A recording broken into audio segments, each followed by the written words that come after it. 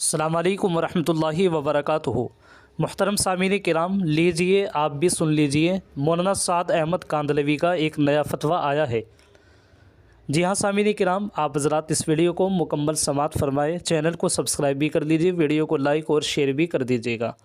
مولوی سعد احمد کاندھلوی ہداہ اللہ کہتے ہیں، مشہور ہے معجزہ نبیوں کے ساتھ خاص نہیں ہے، معجزہ نبیوں کے ساتھ خاص نہیں، معجزہ دعوت کے ساتھ خاص ہے۔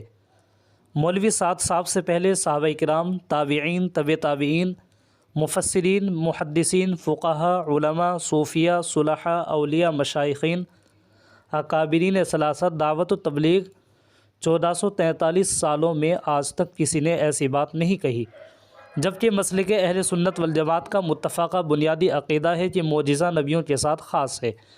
اللہ سبحانہ و تعالی نبیوں اور رسولوں کی تائید کے لیے بطور خاص عطا کرتے ہیں۔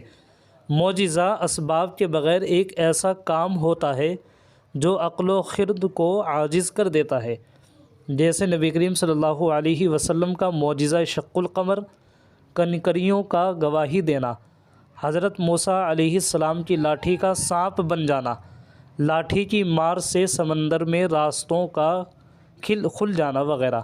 اللہ کے نیک بندے اولیاء کرام سے ایسے کام خلاف فطرت ہوں تو کرامت، منکرین اسلام اور عام آدمی سے خوف عقل کام ہو تو استخراج کہتے ہیں۔ ناجائز اسباب و وسائل کے ذریعے سیکھے اور مشق کیے ہوئے محیر العقول کام جادو ٹونا کہلاتے ہیں، جو آج کل عام عملیات کرنے والے اختیار کیے ہوئے ہیں، جن سے بچنا ضروری ہے۔ اسی طریقے سے سامعین کرام، مذکورہ تین اسلامی عقائد کی اصل الاصول اور بنیاد ہے۔ مولوی سعد صاحب کا یہ کہنا ہے کہ معجزہ نبیوں کے ساتھ خاص نہیں، دعوت کے ساتھ خاص ہے کا کیا مطلب ہے؟ پھر ایک بیان میں کہا، دعوت کا کام کرتے رہو، اللہ تم سے وہ کام لیں گے جو نبیوں سے بھی نہیں لیا۔